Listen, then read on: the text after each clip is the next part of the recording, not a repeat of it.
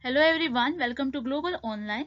In this lecture, we are going to see NTA UGC NET Paper 1, and in this lecture, we are going to discuss about most expected MCQ on communication unit. So students, today we are going to discuss about the MCQ on effective communication and barriers to the effective communication. This is a really important topic under communication unit. So do watch this lecture to clear all your doubt about the same, and you will receive my lecture every day at 7 a.m. So do visit our channel every day at 7 in the morning and do watch my lecture to score more marks in the upcoming exam. So before we move forward, there is one announcement. The students who are preparing for UGC NET 2022 exam, we the Global Online is offering 2000 plus MCQ quick revision PDF. Students, there is very less time remaining for your exam, and this is a guaranteed PDF in which we are providing you current affair question with the detailed explanation plus PYQs with a detailed explanation, most expected MCQ and most repeated MCQ, which is really important for your upcoming exam. This PDF will help you to revise all the topic in detail. To get the PDF, please contact on given number. Do WhatsApp message here, okay? And the PDF is available just for rupees 599. So do message here and get the PDF and start your preparation. A good relation between teacher and a student are necessary. So here in this question they ask you about the relationship between the teacher and the student. Why it is necessary to have a good relationship with the students.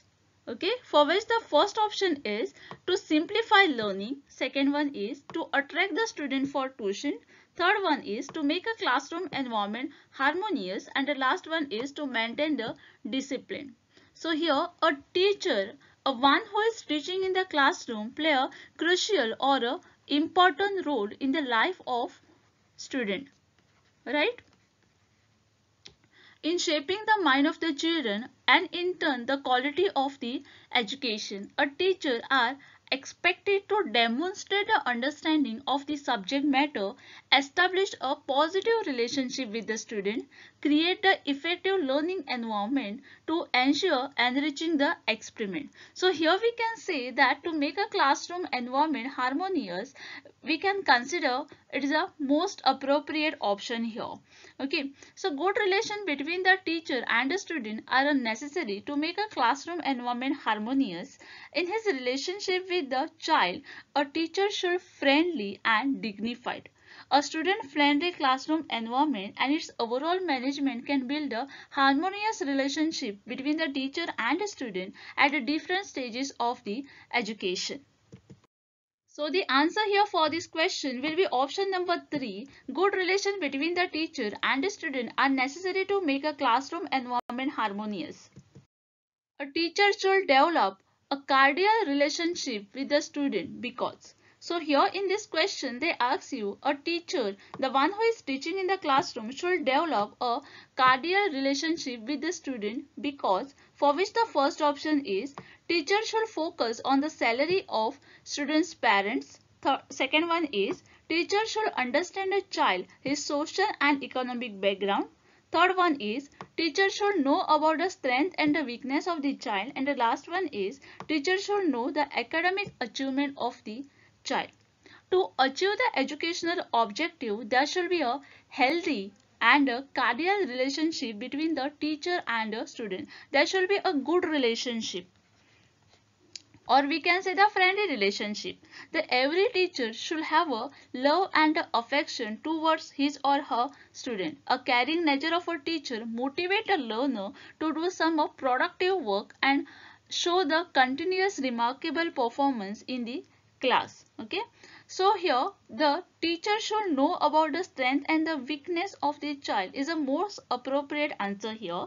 This is the most appropriate because it is important for a teacher to know about the strength and the weakness of the child so that the teacher can plan accordingly. If supposing I know your strength and the weakness in which subject or in which topic you are weak, that means I will focus on that topic and I will try to clear that topic to you. Okay, so I will plan accordingly and establish the cordial relationship with you. Okay, So second one here is the teacher should know the academic achievement of the child. This is a second appropriate option we can see. A teacher must aware of their student achievement and maintaining a healthy relationship with them. Then is a teacher should understand a child, his social and the economic background. This is the least considerable option here. The strength and the weakness of the child is the more important. Okay. After knowing it, the teacher should know about the social and the economic background of the children. A teacher should focus on the salary of student parent. This is a inappropriate option because any teacher, the one who is teaching in the classroom, should not even think about the salary of the parent, which is not considerable here. Okay.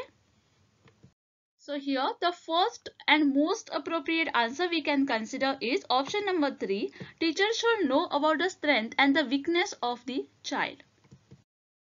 Which of the following is a powerful determinant for effective assertive communication, whether written or a spoken? So here in this question they given you the 4 options and they ask you given which of the following is a powerful determinant. For what? For effective assertive communication, whether the written or a spoken.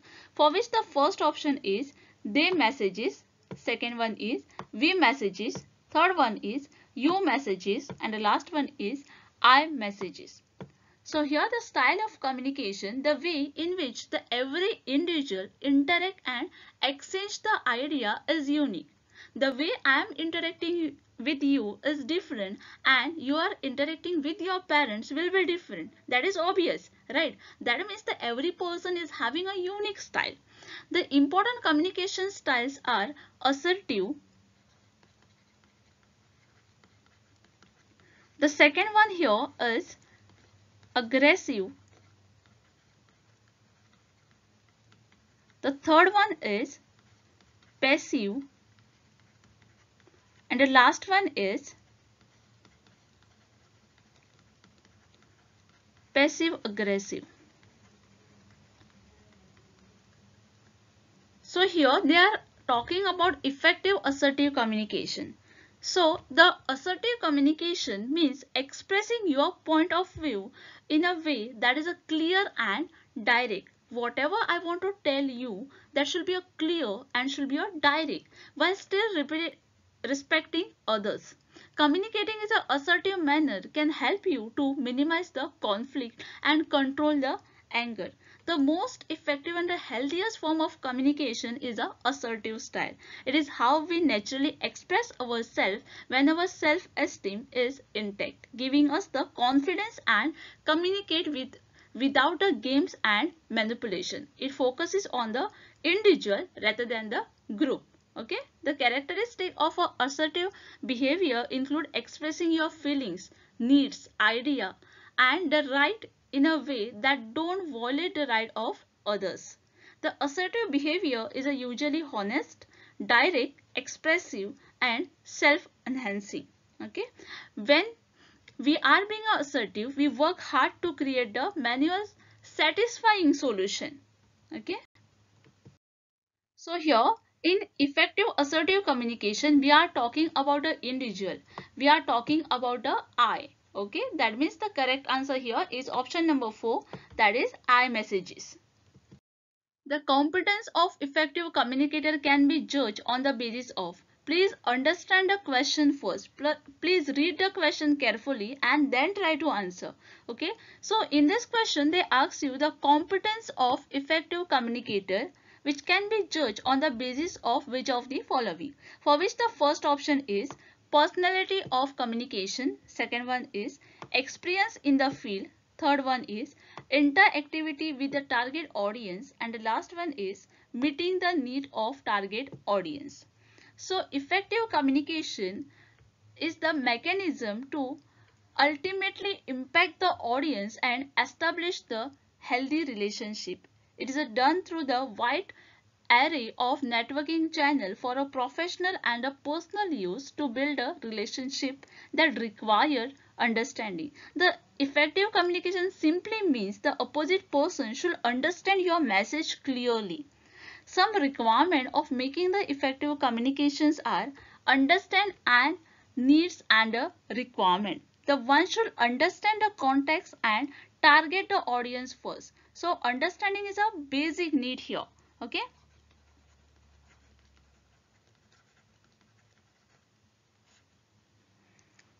Second one is listening. The concern of a other must be taken care and the address and ensure the smooth communication flow. Listening will make to understand a clear when we pay the attention to the other's viewpoint and respond as per the situation. Okay, whenever we are trying to communicate, whenever we are trying to give a lecture to the other person, we have to take their viewpoint also. Okay, so for example, whenever I am asking you the question at the end of the lecture, you are responding to that question, you are giving your answer, right? And believe me, I am reading your each and every comment. Okay. And the last one is knowing the audience. Knowing the audience is again important here.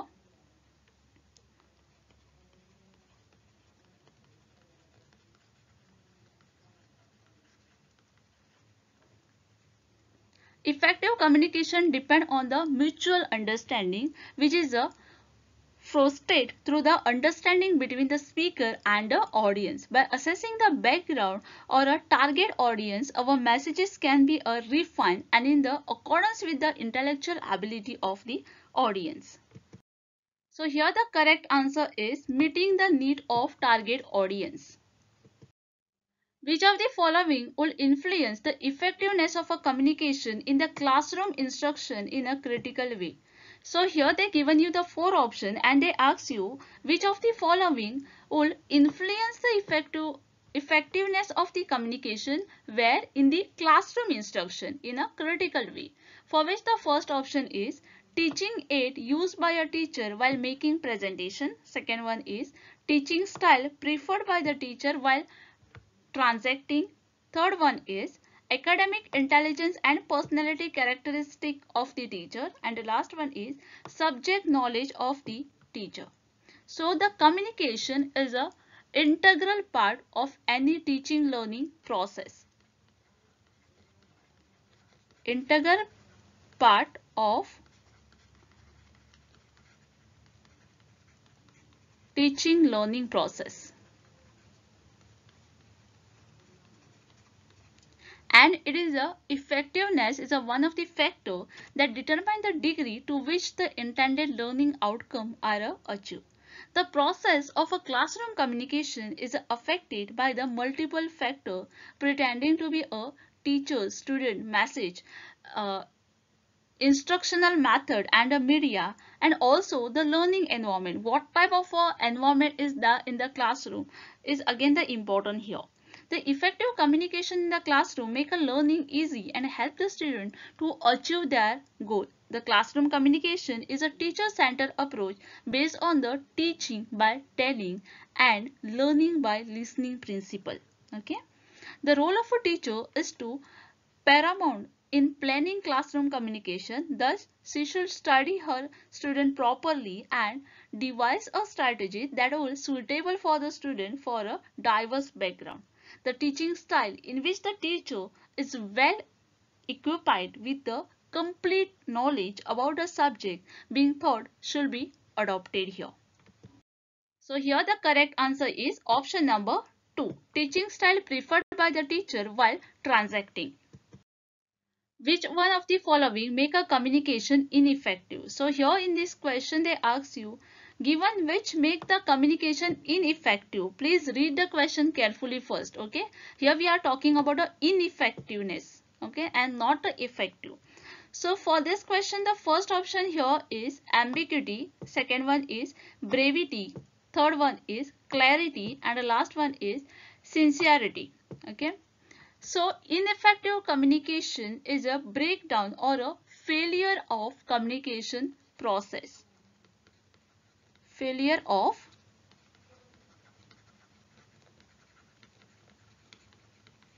communication process. Ineffective communication might result from any disturbance or a breakdown in the process. The factors affecting the effective communications are communication status, cultural differences, clarity of the message, choice of communication is there. Then is a channel length of the communication is there, use of language is there, disability is there. Then is receive individual perception is there, atmosphere or a noise is there, and lack of a feedback is also there.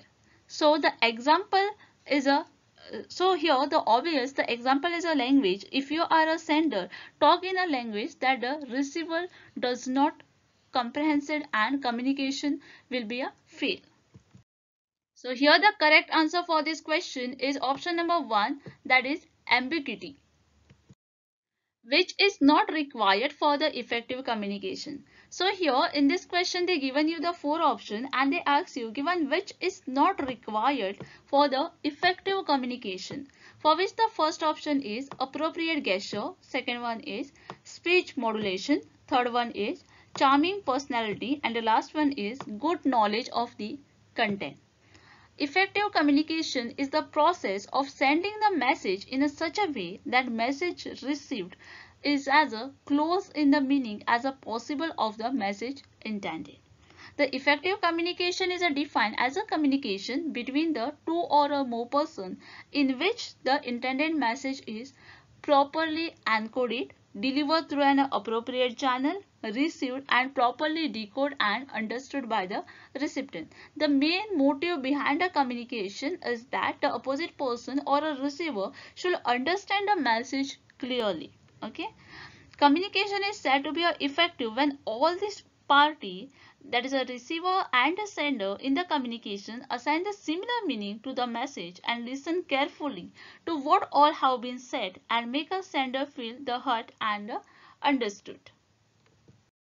So here the appropriate gesture, there is a speech modulation and good knowledge of the content are all the required for the effective communication. But charming personality is not required here for the effective communication. That means the correct answer here is option number 3. Effective communication in teaching does not require. So here in this question they ask you effective communication in the teaching does not required, for which the first option is voice modulation, second one is handsome appearance, third one is appropriate gesture, and the last one is students involvement. So here the effective teaching include the teacher behavior, the teacher knowledge regarding the subject matter, the teacher belief, the teacher dedication towards improving her student.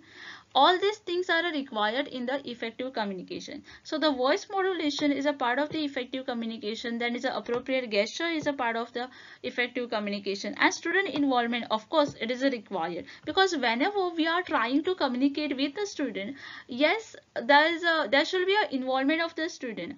Only from that we can understand how much student is understanding. Okay, so it is required. But the handsome appearance or a handsome personality, is it required for the effective communication? No, right? That means the correct answer for this question will become option number 2, that is handsome appearance. Inattentiveness of receiver may affect. So here in this question they ask you inattentiveness of the receiver may affect what? For which the first option is sender, second one is message, third one is media, and the last one is effectiveness of communication. So inattentiveness of a receiver may affect the effectiveness of the communication. The receiver may become the inattentive while receiving the message, especially when the message contains a new idea. Sometimes the external or internal distraction may cause the inattentiveness, right? So also when the receiver have received the message, particularly his mind may get busy framing a reply to get it, okay, and guessing what might be said, thus the missing out on what is being said.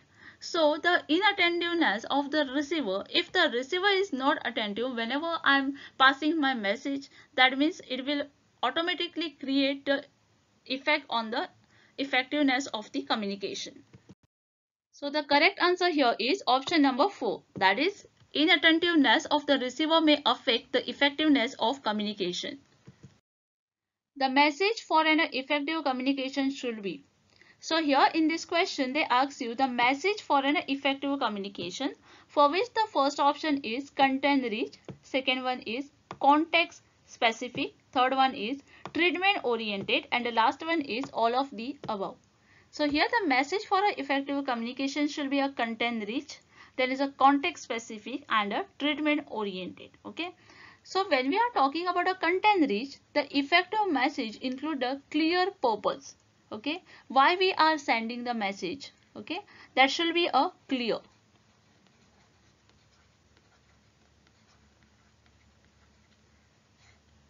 Then is a context specific. Written or a verbal communication will only be effective when the message are completed. The business message that tell only the part of a story are apt to be a confused recipient and fail to engage them as a intended. So the message should be complete. And last one is a treatment oriented. Regardless of whether the business communication is a mean for the venture capitalist or a security panel, the people only pay attention to what interests them. The most effective message are a short, engaging and a point. Okay, to the point. So the most people won't find every message interesting. So the message should be to the point and not lengthy. Okay. So here the correct answer for this question will be option number 4, that is all of the above. Content rich should be there, context specific should be there, and treatment oriented should be included here. Which of the following is not the principle of effective communication? So here in this question they are asking you which is not the principle of effective communication. Please read the question carefully, understand the question and then answer the question. Okay. So the first option here is persuasive and convincing dialogue. Second one is participation of audience. Third one is one-way transfer of information, and the last one is strategic use of grapevine. Okay. So the principle of effective communications are the principle of clarity should be there, principle of brevity should be there, okay, the principle of simplicity should be there, the principle of timeliness is there, the principle of campus is there. Okay. So all these things are included in the principles of the communication. The strategic use of a grapevine is included, the participation of audience is included, then is a convincing dialogue is also included in the effective communication, but the one-way transfer of information is not included here. We consider the communication is a two-way process, right? So here the one-way transfer of information is not a principle of effective communication. Which of the following is an example of physical barrier to communication? So here in this question they ask you given which is an example of physical barrier to the communication, for which the first option is cultural disparity, second one is inattention, third one is verbalism, and the last one is ill health. Okay. So communication barrier prevent one from receiving and comprehending the message sent to the another to convey the idea, thought and other types of information. This various communication barrier obstruct and interface with the message that someone is attempting to send. There is a numerous to a effective communication that can be arise, and this occur because of the sender message may not be understood exactly as intended. Okay. So when we are talking about a physical barrier to the communication, it includes the linguistic barrier is there, then the psychological barrier is there, emotional barrier is there, physical barrier is there, cultural barrier is there, organizational structure barrier is there, attitude barrier is there, then is a technological barrier is there, social religious barrier is there. All these things are barriers to the communication. So here the physical barrier are the most visible intimation to a effective communication. This include a noise, closed door, there is a faulty communication equipment, closed cabin. Okay. In a large office the physical separation between the employee and the faculty equipment can create the significant barrier to the effective communication. If the receiver, the one who is receiving the message, is having a problem of hearing the message, or is ill, or a speaker has a speech disability, then it is included into the physical barrier. That means the correct answer for this question will be option number 4. In communication, the major barrier to the reception of the message is. So here in this question they ask you, in a communication process, the major barrier to the reception of the message is. So for this question, the first option is attitude of the listener, second one is knowledge of listener, third one is education of listener, and the last one is income of listener. So the attitude of the listener will be the correct answer here. These are the behavior or a perception that prevent the people from communicating effectively. Attitudinal barrier to the communication may result from the personality conflict, poor management, resistance to the change, or a lack of motivation. The research show that we generally only listen with a 25% of efficiency.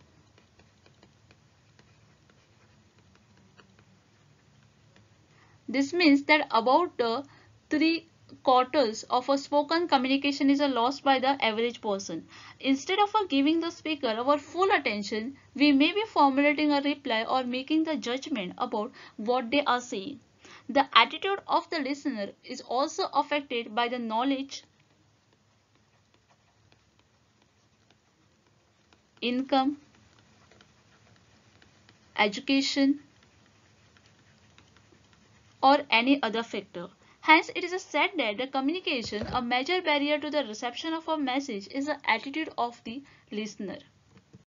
So here we can say the correct answer for this question is option number 1, that is attitude of the barrier. Which one of the following is the strategy to overcome communication barrier? So here in this question given which is the strategy to overcome the communication barrier, for which the first option is setting of ground rule, second one is aggression, third one is advanced technology provision, and the last one is use of jargon. Okay. So communication barrier is anything that prevent us from receiving and understanding the message. Okay. Setting the ground rule is a articulate setup of expected behavior of the communication between the people. Ground rules, sometimes called a ground agreement, are a list term that the participant agree to follow and facilitate the agree uphold during the conversation. So the correct answer here for this question will be option number 1, that is setting of ground rules. Which one of the following is not a physical barrier to the communication? So here in this question, they ask you given which is not a physical barrier to the communication, for which the first option is noise, second one is verbalism, third one is ill health, and the last one is invisibility. So the physical barrier is a environmental or a natural condition.